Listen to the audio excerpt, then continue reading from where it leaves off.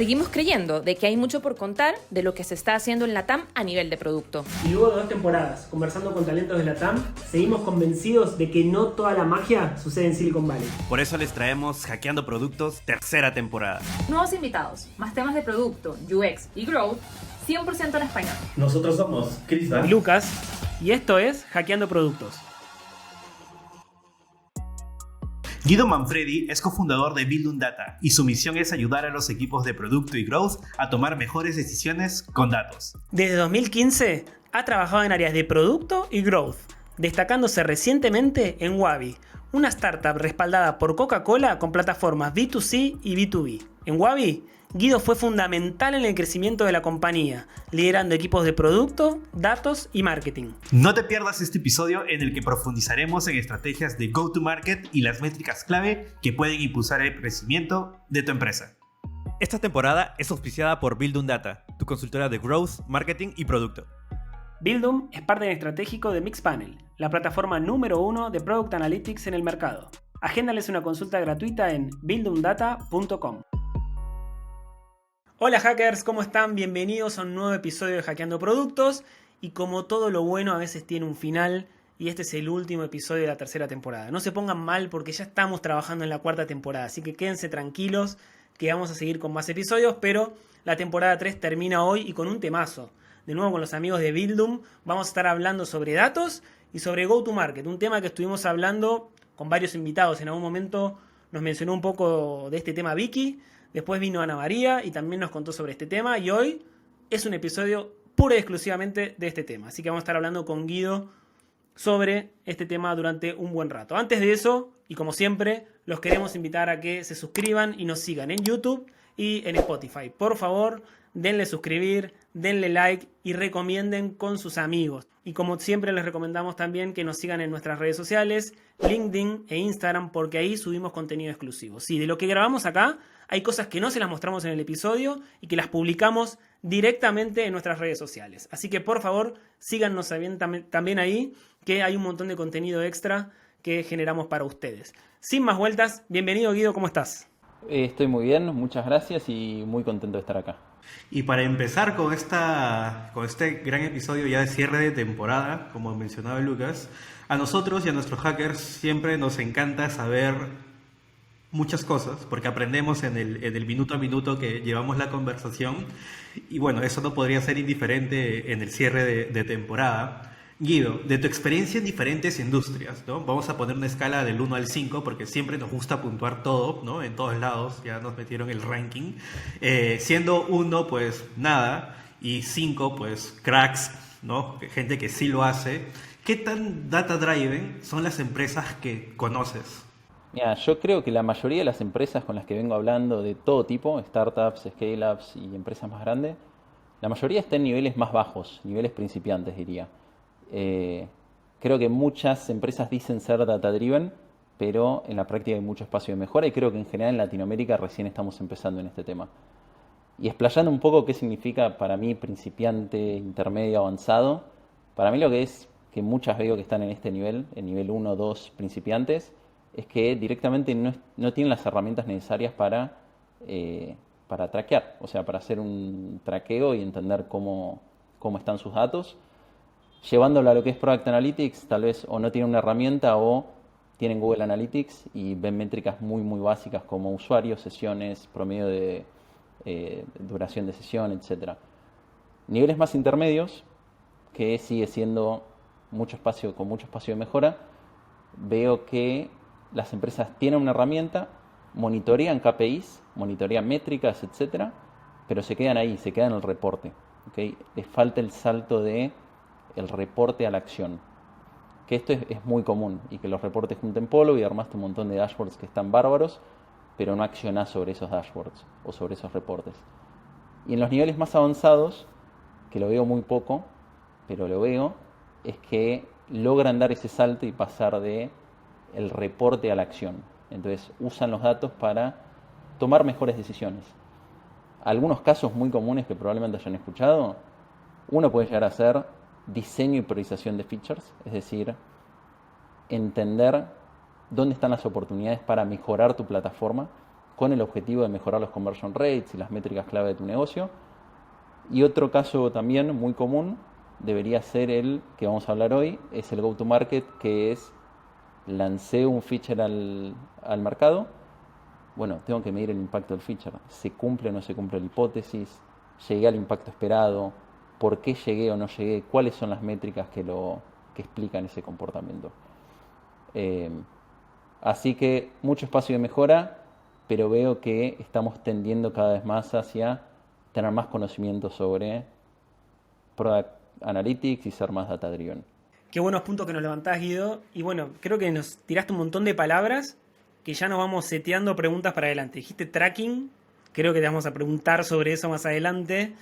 Dijiste de la madurez, yo siempre digo que a veces el tema de los datos no es un tema tecnológico, porque herramientas tecnológicas hay, sino es un tema más cultural. La gente es más fácil opinar que poner los datos sobre la mesa, ¿sí? Entonces hay un desafío ahí cultural también, y vos bien lo describías, ¿no? Hay empresas que tienen un montón de datos, que no es un tema de presupuesto, tienen BI, tienen un montón de herramientas, tienen paneles gigantes, pero los miran y no toman decisiones. Y sumo que ahí para mí la palabra clave está en que faltan procesos. Entonces, puedes tener un montón de datos, como decíamos, y sos pasivo con esos datos, tenés el dashboard y qué sé yo, y para mí lo que cierra o que cierra ese salto entre los datos y la acción es tener implementados procesos en la organización y en los equipos para que se tomen decisiones con los datos. Y un proceso puede llegar a ser una weekly con determinados equipos, tener implementada o tener un paso a paso de qué es lo que hay que hacer, y que dentro de ese paso a paso esté incluida la herramienta de Product Analytics o de datos, y de esa manera ir integrando esta cultura dentro de la organización. Sí, ahí tema cultural siempre hablamos como que en la TAM andamos con más cortos de plata y no tenemos tantos roles como en otros países, tipo el Data PM no existe. Entonces, bueno, ahí uno tiene que hacer malabares. Después vamos a hablar un poco sobre eso también, así que no quiero adelantarme tanto, sino que me quiero quedar con la última palabra que mencionaste de todo este rulo que hiciste, es go to market, ¿sí? Es una palabra que la escuchamos varias veces, nunca nos metimos en profundidad, pero antes de empezar a ver cómo lo medimos, la pregunta para vos es, ¿qué es el go to market y cómo se coordina? Porque siempre nos pasan facturas los de producto que nos preocupamos. Estamos en la cueva, como yo le digo, escribiendo historia de usuario, sacando cosas, y de repente hay que sacar el feature al mercado y nos olvidamos de cómo hacerlo. No lo hacemos. Que suceda a la vida. ¿Qué es go to market y cómo se coordina? Guido, ¿nos ayudás? Mira, para mí go to market simplemente es el proceso de lanzar un feature a producción. O sea, abarca desde la etapa desde que diseñamos y pensamos el feature hasta la salida a producción y su medición de impacto, ¿no? Que eso es clave. Entonces, sí, como las grandes etapas de este proceso es, como decíamos, diseñar el feature, que esto en general se traduce a un documento de alcance, un documento funcional donde tenemos el requerimiento en sí, sobre el cual va a trabajar el equipo de tecnología, el desarrollo en sí del feature por el equipo de tecnología, y luego el lanzamiento a producción y la medición del impacto, como decíamos. Entonces, yo creo que el que tiene que coordinar todo esto es el equipo de producto, o en mi experiencia el que lo coordina es el equipo de producto. Aún así, hay otros equipos súper importantes involucrados o que deberían estar involucrados en todo el proceso. Uno claramente es el equipo de tecnología o la célula correspondiente, y otro que muchas veces tal vez se le da poco espacio es el equipo stakeholder o el que está pidiendo el requerimiento, ¿no? Que puede llegar a ser cualquier área. Entonces, creo que ese equipo es muy importante tenerlo en cuenta desde el principio y que acompañe durante todo el proceso, porque es el equipo que conoce más en profundidad o debería conocer en mayor profundidad cuál es el pain que se quiere resolver, y el equipo de producto debería trabajar bien de cerca con el equipo que pide el requerimiento, que presenta el problema, para poder armar una buena solución de entrada y desarrollar algo que apunte al problema raíz. Y mira, ya entendimos un poco de qué es el go-to-market, cómo se coordina, pero como siempre nos gusta hacer doble clic en las cosas, vamos a meternos un poco más en la ejecución de ese go-to-market, ¿no? Entonces, Guido, ¿es lo mismo hacer el go-to-market para un feature, como veníamos conversando, que de un producto totalmente nuevo en el mercado? Mira, yo creo que en la teoría puede parecer más o menos lo mismo, en el sentido de que un producto en definitiva es una colección de features que van a resolver un problema, pero creo que en la práctica hay un abismo entre lanzar un nuevo producto y lanzar un nuevo feature. ¿Por qué? Porque obviamente o en general lanzar un nuevo producto requiere un esfuerzo muchísimo más grande que lanzar un nuevo feature. Y no solo desde producto y tecnología, sino de muchas otras áreas, ¿no? Entonces, nosotros en Wabi, por ejemplo, cuando lanzamos inicialmente las apps, esto implicó un montón de tareas que con un nuevo feature no implican. Por ejemplo, era preparar las fichas de los stores, prender las aplicaciones en los stores en los países correspondientes, tener listas las primeras campañas de marketing para adquirir los primeros clientes, tener incluso una persona, un teléfono de customer support a la cual los usuarios se pudieran contactar. Un montón de detalles que en general un nuevo feature no va a requerir o va a requerir una complejidad mucho más baja. Incluso cuando lanzamos la vertical de restaurantes en Wabi, que esto lo lanzamos ya cuando la vertical de grocery funcionaba, la vertical de restaurantes, si bien estaba dentro de la misma app, fue lanzar un nuevo producto, básicamente, porque hubo que pensar también un montón de lógicas nuevas, comportamientos nuevos, además de features nuevos, y realmente es muchísimo trabajo, y a menos que esté desarrollando un feature extremadamente complejo, hay una diferencia grande. Todo lo que tenés que armar para lanzar un nuevo producto, como que cuando tenés que lanzar un feature ya por lo menos hiciste gran parte del trabajo. Y además a los que trabajamos en producto no siempre nos toca lanzar productos nuevos. Muy pocas veces, comúnmente vamos haciendo mejoras o lanzar features. Así que es como que no todos tienen la suerte. La suerte una vez que lo hiciste, porque en el momento quedás pelado como Criba o canoso como yo de lanzar productos. Y eso es lo doloroso de lanzar productos, pero sí también es entretenido y tiene sus grandes desafíos, como que esa coordinación es mucho más amplia y tienes que tener un espectro muy grande de cosas a tener en cuenta, como decís vos, Guido. Quizás en un feature, bueno, ya tenés gran parte de la solución hecha y a veces es más comunicar. Si no tenés que armar un canal de CX, tenés que involucrar al equipo CX en que vas a lanzar algo nuevo. Mencionaste algunas cosas que me resultan muy interesantes. Una, hablaste como del método y también nos empezaste a hablar de Wabi. Primero contanos un poco de Wabi para que los oyentes entiendan un poco más sobre Wabi. Y segundo es sobre el método, ¿sí? De tu experiencia no solamente en Wabi, sino en otros trabajos y ahora también más como acompañando a empresas en producto y en growth. ¿Tenés algún modelo que te permita plantear una hipótesis o un camino para hacer un go-to-market? Sí, Wabi es el emprendimiento, empresa donde trabajé antes de Bildung. Básicamente era un ecosistema que nació como una app de delivery de grocery, es un B2C, pero luego se fue ampliando hacia también una vertical de B2B y un wallet. El objetivo era digitalizar lo que es el canal tradicional de autoservicios, kioscos, almacenes. Y ahí básicamente, bueno, fueron 5 años de trabajo, arrancamos desde cero hasta 1.500 personas con operaciones en Latinoamérica, en Asia y en África. Fue un crecimiento muy muy grande y ahí es donde aprendimos cómo operar un negocio, cómo hacer marketing, cómo hacer producto, cómo hacer product analytics, cómo trabajar con un equipo de tecnología, acquisition marketing, retention marketing, realmente todas las aristas que implican en operar y hacer crecer un negocio. Así que sí, todos los aprendizajes salieron prácticamente de ahí. Y yendo a la segunda pregunta de cómo hacer un go-to-market, nosotros lo que intentábamos hacer era básicamente plasmar todos los puntos más importantes, que creo que estuvimos charlando un poco, en un documento, que es un documento funcional, un documento de alcance. Seguramente muchos de ustedes ya los hacen en sus empresas cuando lanzan un nuevo feature, un nuevo producto. Y ahí asegurarnos de incluir algunas secciones que son claves, que luego nos van a evitar dolores de cabeza, nos van a evitar que lancemos cualquier cosa al mercado. Lo podemos repasar. Sí, podemos ver parte de ese documento que imagino que uno igual después lo usa una vez y después va perfeccionando, ¿sí? Así que si ahí Guido para la audiencia nos comparte ese documento, va a ser oro para los hackers, ¿no, Crisba? La data nos dice que a nuestros hackers les encanta el estímulo visual, así que los estás ayudando un montón con eso. Así que... Entonces, el primer estímulo visual tenemos, como decíamos, el documento, que de nuevo hay un montón de versiones que se pueden hacer. Eso no es lo importante, que tiene que ser exacto así, sino que siempre nosotros intentamos incluir estas secciones que nos resultaron muy útiles. Entonces, las secciones son Feature Overview, que es donde se explica básicamente el feature que estamos desarrollando, el nombre, la breve descripción, qué es lo que se va a hacer en pocas líneas. Esta sección que es clave, que yo creo que la mayoría no lo incluye, que es la hipótesis, que luego vamos a entrar un poco más en detalle, que es qué es lo que quiero lograr con este feature o qué es lo que quiero testear.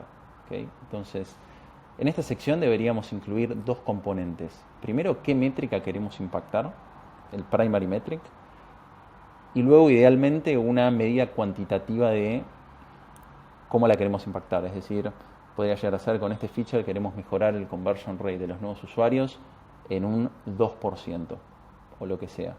Pero esos dos componentes, la métrica y una medida cuantitativa.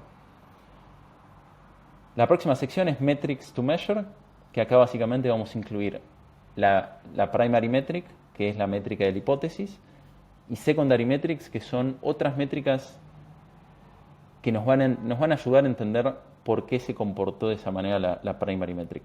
En general son submétricas o métricas componente de la primary metric, que luego también lo vamos a ver un poco más en detalle.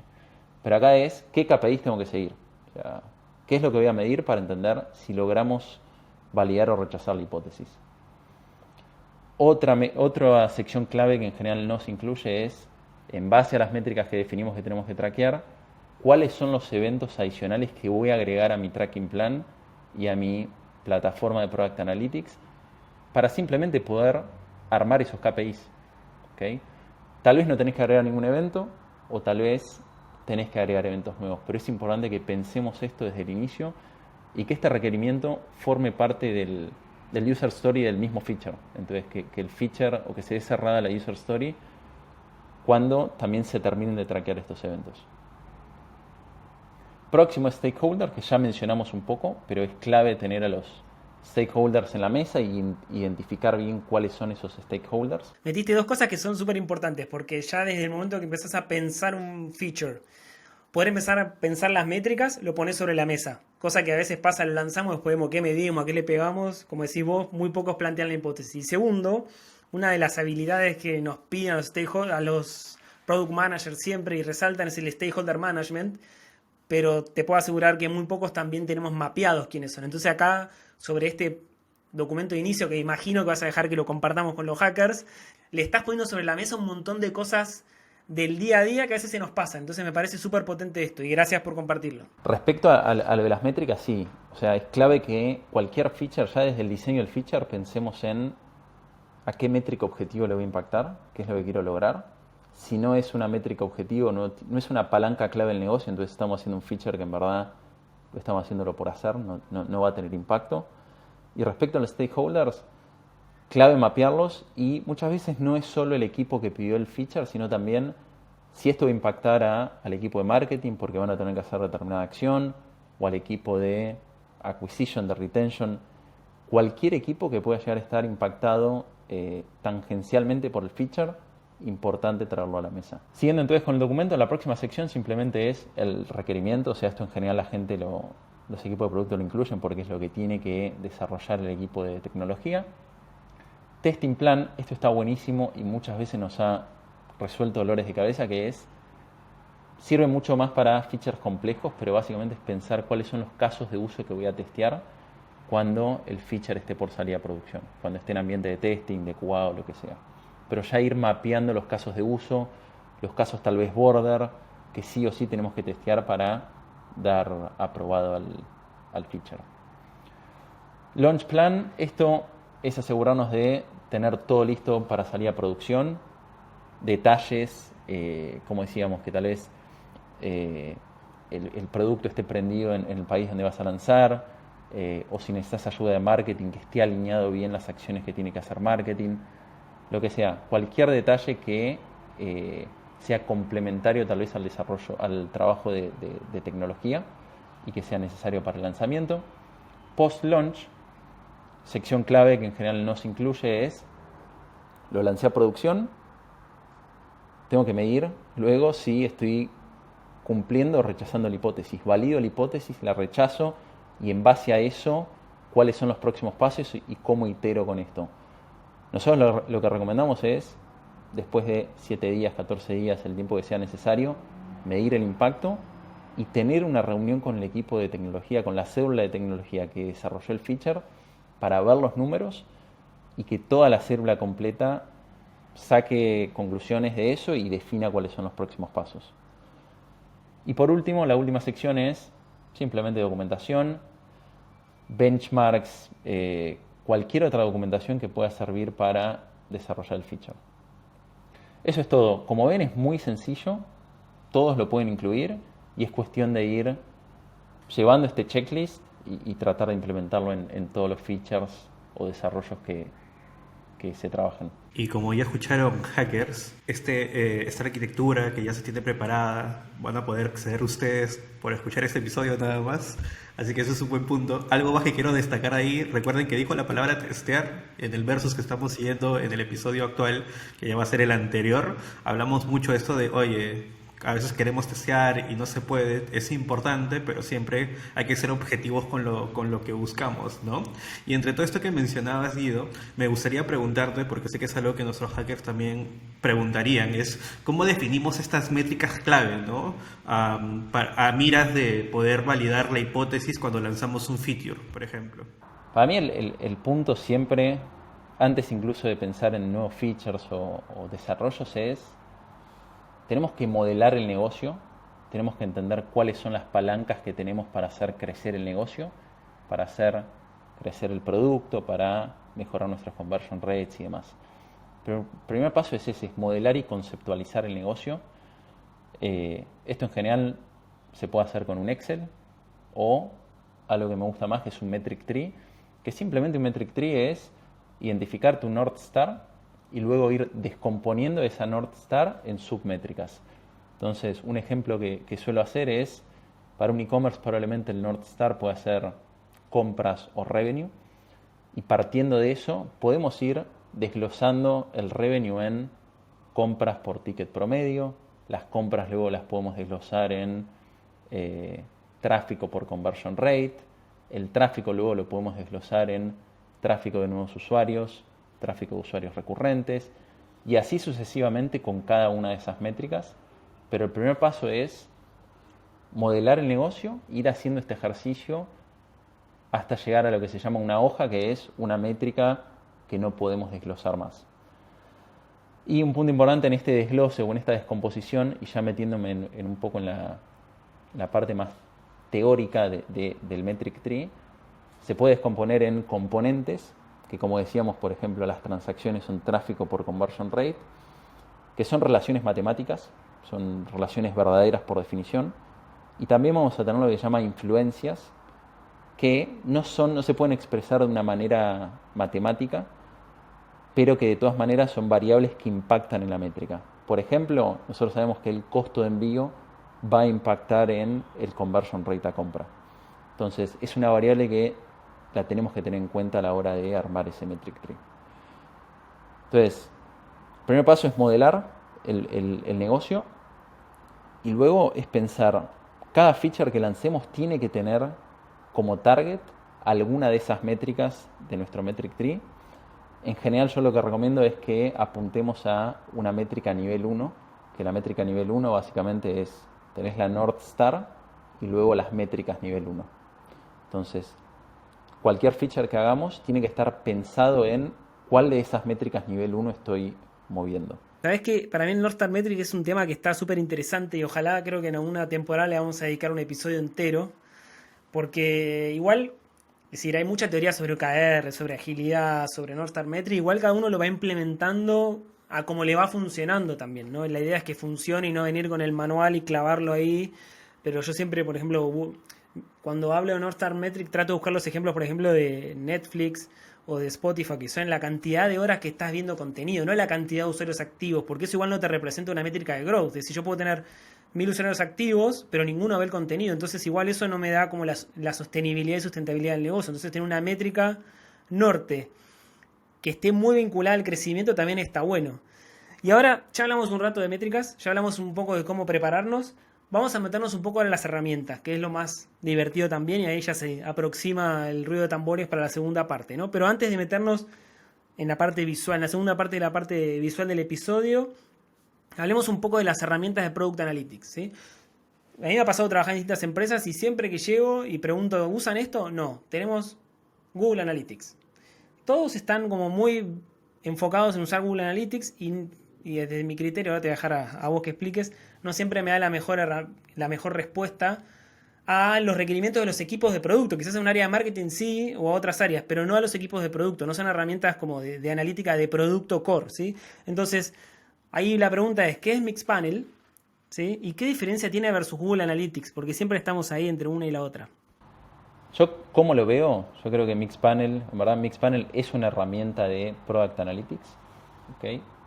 Permite entender o medir el comportamiento de un usuario en una aplicación o en un sitio web y permite entender ese comportamiento a lo largo de todo el User Journey.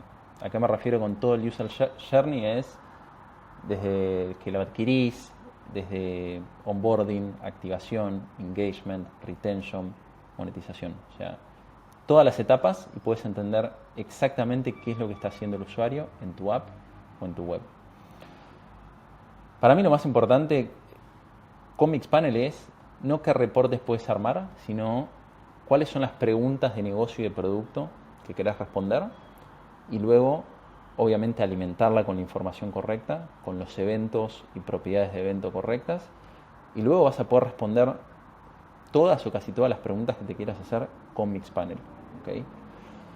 Pero lo más importante es partir de preguntas que quiero responder. Por ejemplo, qué porcentaje de mis usuarios están completando el onboarding, cuál es el ticket promedio de compra, cuáles son las principales fuentes de adquisición de mis usuarios, cuál es la retención de mis usuarios que hacen determinado evento pero no hacen otro evento, quiénes son mis power users. Hay 1000 preguntas que cualquier plataforma digital debería estar haciéndose y Mixpanel te permite responderlas con los reportes que quieras. O sea, la manera de visualizar los datos y demás la elegís vos, pero vas a poder responderlas. O sea, eso es lo importante. Yo creo que Google Analytics es una herramienta no de Product Analytics, es una herramienta de Marketing Analytics para sitios web. Entonces ahí ya hay una diferencia de nicho que para mí es muy sustancial. Y está enfocada, creo que principalmente a entender justamente más la parte de cómo venís adquiriendo usuarios en tu plataforma y métricas más, diría, superficiales como usuarios, sesiones, promedio de duración de sesión, las fuentes de adquisición, pero creo que no te permite ver el user behavior en todas las etapas del funnel. Y otra diferencia creo que bastante sustancial es el ecosistema que rodea cada herramienta. El foco de Mixpanel es ser una herramienta de Product Analytics, entonces hace muy bien eso y a la vez tiene un montón de integraciones plug and play con otras herramientas claves para cualquier negocio digital, como, o sea, herramientas de marketing automation, para enviar emails, Braze, Segment, muchas otras más, que hacen un muy buen match con Mixpanel y permite conectarte plug and play y, por ejemplo, armar un cohort desde Mixpanel, sinkearlo con una herramienta de marketing automation como Braze o como OneSignal y desde ahí atacar a esos usuarios con pushes, con in-apps, con SMS, etc. Entonces tiene un ecosistema que está buenísimo. El ecosistema de Google Analytics en general es el ecosistema de Google y sí, obviamente te permite conectarlo con Ads y con, no sé, Data Studio y demás, pero hasta ahí llega. Entonces creo que por ese lado también está bastante limitada. Sabés que ahí mencionaste algo importantísimo. En la segunda temporada hablamos con Sofi y nos mostró, mencionaste el caso de onboarding, lo vimos con Sofi, así que si quieren ir a ver el episodio está el video y vemos en Mixpanel cómo ver un onboarding. También habíamos visto un caso de un carrito de compra y un caso de retención, así que todos los hackers que quieran, antes de seguir viendo este episodio, irse al otro a ver unas herramientas de Mixpanel, pueden ir ahí. Y un tema más importante antes de pasarle la pelota a mi compañero Crisba es los plugins, ¿no? Yo creo que hay uno que es muy fuerte que es SmartLook. SmartLook es una herramienta que usan mis amigos los UXer para ver mapas de calor y experiencia de usuario y creo que eso también se puede vincular con Mixpanel y es un plugin muy importante y power para los que queremos ver la experiencia en herramientas como Mixpanel. Buenísimo. En realidad, muy potente todo lo que nos está contando hasta ahora Guido. Pero como Lucas dijo hace un momento de eso, el estímulo visual hacia nuestros hackers, Guido, ¿cómo podemos visualizar el seguimiento de nuestro go-to-market en Mixpanel? Perfecto. Vamos con los estímulos visuales. Hay distintas maneras de hacerlo. O sea, creo que lo más importante es recordar que nosotros estamos lanzando un feature o estamos haciendo un desarrollo para validar o rechazar una hipótesis. Entonces, nosotros lo que estamos diciendo con la hipótesis es, nosotros creemos que determinada métrica va a mejorar en un X%. Entonces, tenemos que poder responder a esa hipótesis, validarla o rechazarla, y luego entender por qué sucedió esto. Si la métrica subió, empeoró, etcétera, poder entender por qué sucedió esto y qué otras submétricas explican ese comportamiento. Entonces, nosotros vamos a asumir que ya estás traqueando todos los eventos necesarios para construir cada una de estas métricas, porque así lo definimos en el documento de alcance. Ya lo vimos antes, que es un paso muy importante. Entonces, una vez que ya tenés los eventos en tu herramienta de Product Analytics en Mixpanel, podés fácilmente construir los reportes necesarios. Y yendo bien concreto, hay dos maneras. Una es usar el reporte de Impact, que es un feature prearmado que tiene Mixpanel, que literalmente mide cuál es el impacto del feature A en la métrica objetivo B. ¿Okay? Está pensado especialmente para feature launch. Y la otra, que a mí me gusta un poco más, es armar tus reportes de manera manual, armarte un board con distintos reportes que te permitan ir haciendo el seguimiento de las métricas que vos definiste. Les muestro rápidamente vamos a ir primero con el feature launch, el reporte de impact, que ya digamos te lo hace automáticamente Mixpanel. Simplemente acá lo que tenés que definir es, este es un ejemplo, Impact Event Feature Launch by Building Data.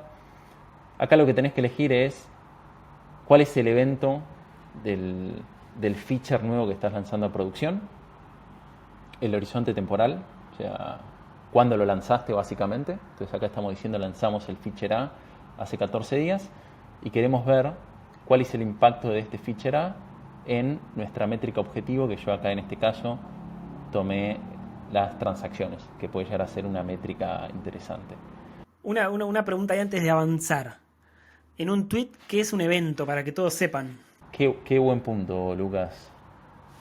Mixpanel, digamos, se basa justamente en estructura de eventos y de propiedades de eventos. Simplemente un evento es cualquier acción que un usuario hace en tu aplicación o sitio web. Entonces, la acción de registrarte, agregar un ítem al carrito, hacer una compra, ver un ítem, cualquier acción que pueda hacer un usuario es un evento, y a esos eventos los podemos enriquecer con información adicional que se llama una propiedad de evento. Entonces, por ejemplo, volviendo al e-commerce, el evento de agregar un ítem al carrito puede ir acompañado de una propiedad de evento que sea, por ejemplo, el nombre del ítem que estás agarrando, el precio o cualquier otro detalle. Entonces, esa información enriquece al evento y de esa manera puedes armar reportes o análisis mucho más detallados y granulares. Entonces, volviendo acá, definís el feature, como decíamos, que estás lanzando, la métrica objetivo, ¿okay? Y simplemente Mixpanel ya te devuelve un breve análisis de qué fue lo que pasó. ¿Okay? Entonces, acá lo que nos está diciendo es que el lanzamiento del feature A mejoró, cambió de determinada manera, en determinado valor, en este caso, el promedio de transacciones completadas por usuario, que era nuestra métrica objetivo. ¿Okay? Acá podemos ver más información al respecto y de hecho podemos ver exactamente el día del lanzamiento del feature, qué fue lo que pasó con el evento objetivo, tanto para los usuarios que son adopters del feature A, como para los que no son adopters, como para poder comparar los dos segmentos. Entonces, de esta manera es muy sencillo ver el antes y el después. Y también tenemos más información acá abajo con números, o sea, el delta, efectivamente cuál es la diferencia entre los dos segmentos, la confianza, que es súper importante esto a la hora de tomar decisiones, que esto es si el resultado es estadísticamente significativo o no, pero es importante ver esto. Y los resultados para los non-adopters, como decíamos, son los usuarios que no adoptaron el nuevo feature versus los que sí adoptaron, como para comparar si hay una diferencia significativa entre los dos grupos o no. Y eso, básicamente. Lo mismo para el pre-launch como para el post-launch. Entonces, en este caso, los non-adopters pasaron a tener un promedio de compras de 0.02 y los adopters, acá lo tenemos, 0.18. Y bueno, y ahí básicamente ustedes pueden sacar las conclusiones o pueden empezar a iterar sobre el futuro del feature. ¿Cumplió o no la hipótesis y cuáles son los próximos pasos? Como decíamos, es una manera de verlo. La manera que a mí más me gusta es armar tu propio board, ¿okay? Que ya les muestro cómo es. Entonces, para cada feature que lanzamos, un board es simplemente una colección de reportes donde vos podés ir contando una historia. Yo este board lo armé y se llama Impacto del lanzamiento de Feature X, donde justamente armé algunos reportes que me gustarían ver si estuviera lanzando el Feature X. Como ejemplo puse, el objetivo de este feature es aumentar el promedio de transacciones por usuario en un 3%, como decíamos antes, ¿no? Tiene que haber una métrica objetivo y una medida cuantitativa. Entonces, en esta sección dijimos que lo más importante es validamos o no la hipótesis, ¿okay? Y para tenerla clara, la hipótesis era vamos a aumentar el promedio de transacciones por usuario en un 3%.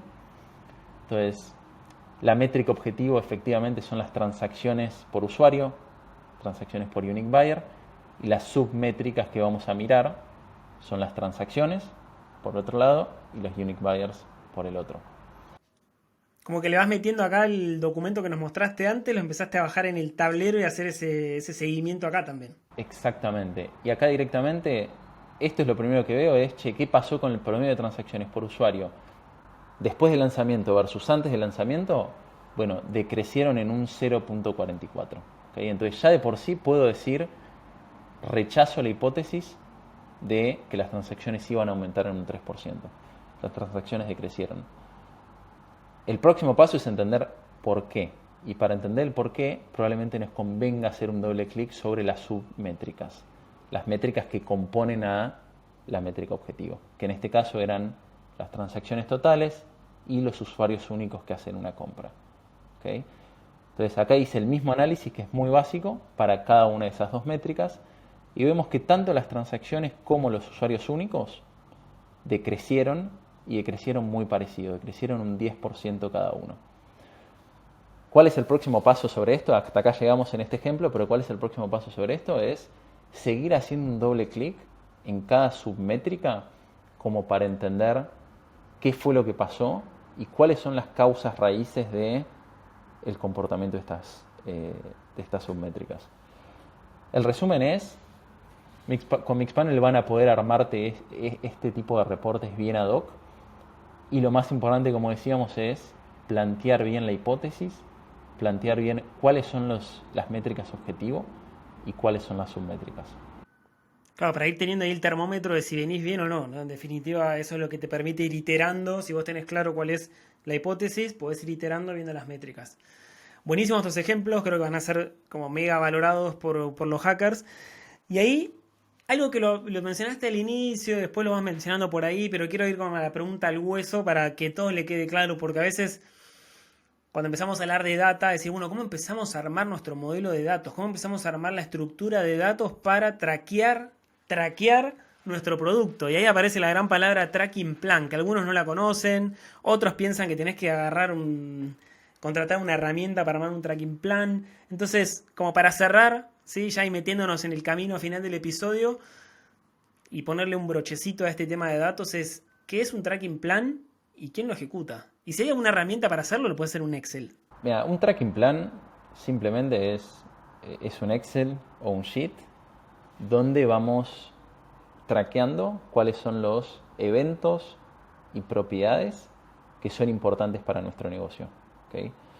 Entonces ya hablamos de qué es un evento, qué es una propiedad.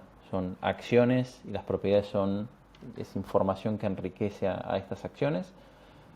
Entonces un tracking plan es un documento vivo, ¿okay? ¿Qué quiere decir vivo? Que no es que lo haces una sola vez y te olvidás, sino que cada vez que vos estás traqueando un evento nuevo lo tenés que agregar en ese Excel, pero simplemente es un diccionario que explica cuál es cada evento, el nombre del evento, cuál es la descripción, cuándo se dispara ese evento, por ejemplo, el evento cuando un usuario se registra, cuando un usuario hace una compra, etc.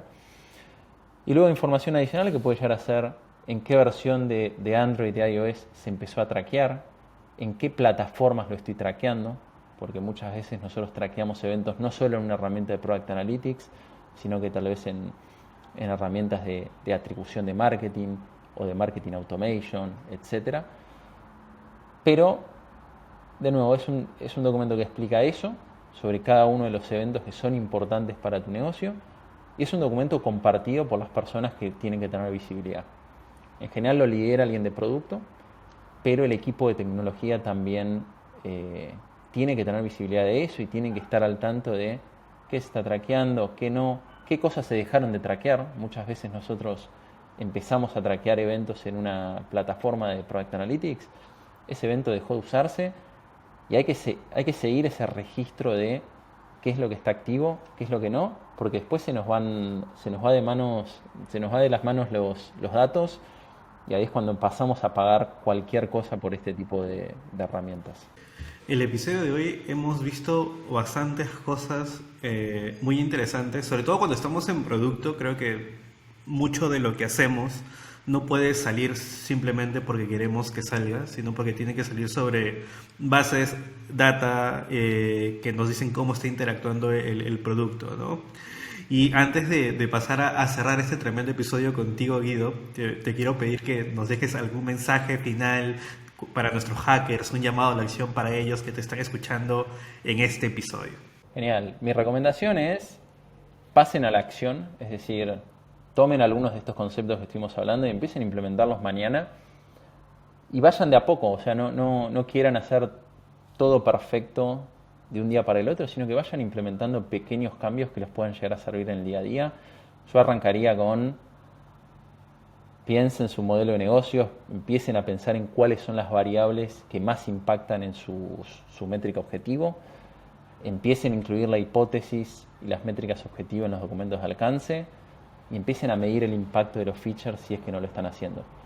Los reportes en sí son cosas muy sencillas, lo pueden hacer sí en una herramienta como Mixpanel, también lo pueden hacer en un Excel de la manera más sencilla que se puedan imaginar, pero lo importante es hacerlo, medirlo y empezar a, como decíamos inicialmente, implementar procesos en la organización para ser más data-driven, que es lo que todos queremos ser.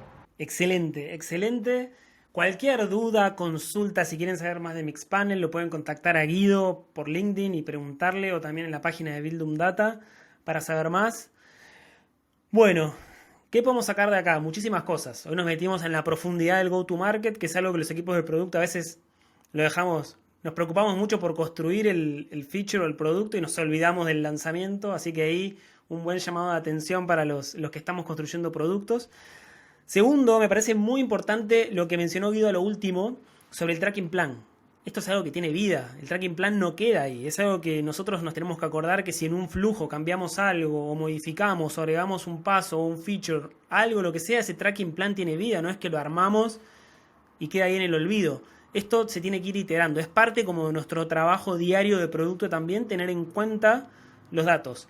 Y por último, pero no menos importante, invitarlos, como los invitó Guido y como estuvimos viendo hasta ahora, de tomar decisiones con datos. Es decir, basta del Wata Driven, como decimos aquí en Chile, o de tomar decisiones del estómago, sino que las discusiones sean con los datos sobre la mesa. Y eso es algo que venimos siempre reforzando en Hackeando Productos porque creemos que es la mejor forma de tomar decisiones y la mejor forma de construir productos. Si no, las discusiones de qué hacemos y qué no hacemos quedan en opiniones de personas que a veces, por más que sean directores o gerentes, no son el segmento del producto que están construyendo. Entonces ellos pueden tener una perspectiva que nuestros usuarios no la tienen. Así que lo mejor siempre es tomar decisiones con datos. No se olviden de eso. Y ustedes, hackers, bueno, qué más que darles gracias. Los esperamos en la 4ª temporada con Crisba y con Ivana, que vamos a estar los tres a full ahí de nuevo, pintando todo la TAM de amarillo. Así que, bueno, gracias por seguirnos y nos vemos en la próxima temporada de Hackeando Productos.